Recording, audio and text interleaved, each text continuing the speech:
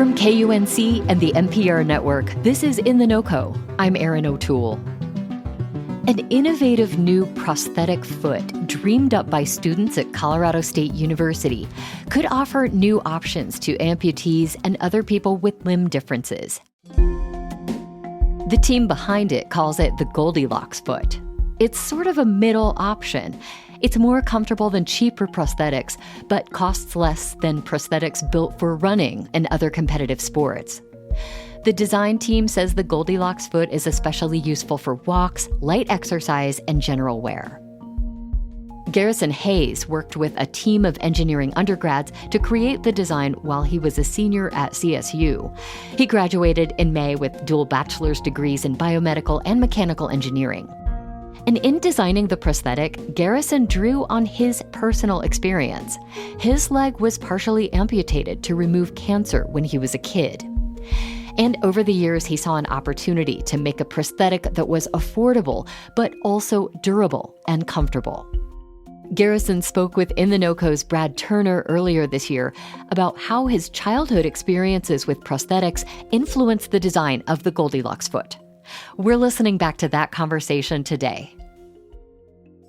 I was diagnosed with cancer when I was 5. I was about to turn 6, and I was diagnosed with a childhood cancer called osteosarcoma. I'm actually coming up on my 20th anniversary of being amputated.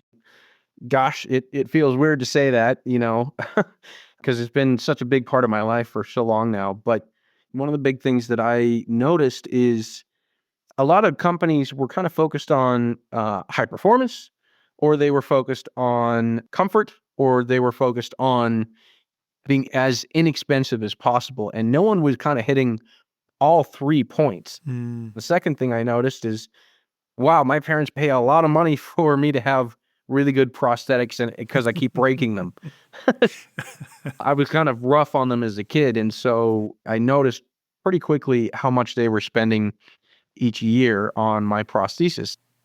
So the cheaper ones, they tend to break. Let's talk about the design of the Goldilocks foot. You designed it to feel spongy yet springy, and the sort of secret ingredient in the design are these polymer cubes that work together to create this spongy feel. Tell me about how those work and why they help make a better prosthetic foot. Our team ended up coming up with this special lattice type structure that you were talking about in order to absorb energy and to return energy back into the ground when you're walking or when you're running. So it's spongy when you have high impact that needs to be absorbed, and it's springy when you have just the right amount of impact that you need to return back into the ground for normal walking. And so, yeah, our team came up with it, and we patented it because we believe it's such a revolutionary technology for the prosthetics world. You worked on this with a team of other students as part of an engineering design class. What was the hardest part of getting the design right, of nailing the design? The hardest part was probably the trial and then the refinement.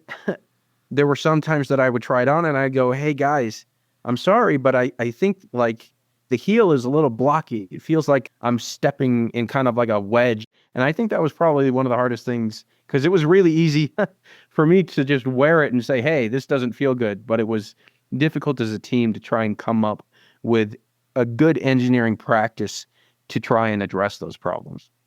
But you were the secret weapon because you could test it out and give instant feedback. Yeah, true.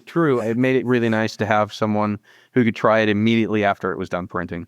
But for the most part, I'm really lucky that my team was really open and receptive to not just me having a prosthesis, but for making it the entire design project too. Wow. Sounds like you had a great team behind you on this. Absolutely. What was it like to put it on as you got to the final version of the design and you got it right? What was it like to slip the correct version on for the first time? It was really nice to have that last version of it, because we had done very, very minuscule changes before that. Because they were so small, we were like, man, is this actually going to affect anything? And when I came back and gave a big thumbs up, they went, oh, wow, the thing that we had come up with to fix the problem actually worked. Great. And so the final iteration was just kind of a culmination of an entire year's worth of effort and hard work from an entire team. What is it that keeps the production costs down on your design? So our design right now is made entirely custom to the person for a very low cost comparative to a mass manufacturing cost. I mean, obviously everyone has a bit of a different body type. They have different weights, they have different heights, they have different even foot sizes. And so trying to get one for each individual person in the world would be really, really difficult with current manufacturing methods. But with 3D printing, we're able to create something that is extremely personal, that is for around the same cost, if not less than what these mass manufacturing companies are creating and producing. That's pretty cool. What does a Goldilocks foot cost? Well, as of right now, we're shooting for an MSRP of about $2,000. Our cost, it has a range. Right now, we're sitting at about $500 to $600. We're partnered with a company here in Windsor who helps us with the printing aspect of things. But if we were to get our own printer, it would also drive down cost for sure. Interesting. Garrison, it strikes me that you were able to design an innovative prosthetic foot because of your experience wearing a prosthetic. Do you think the prosthetic design industry listens to its users as much as it should? It's a little hard to answer. I think there's yes and there's no to that. I think there are certain things they see it and they say, ooh, that'd be really easy for us to do. And then they do it, but they don't look past the easy things to do in the market. And so they really look for the things that can make them the most money, which makes sense. I mean, if you're a business, you're looking for what can make you money. But with our approach to it, we definitely went toward a customer first design and manufacturing process.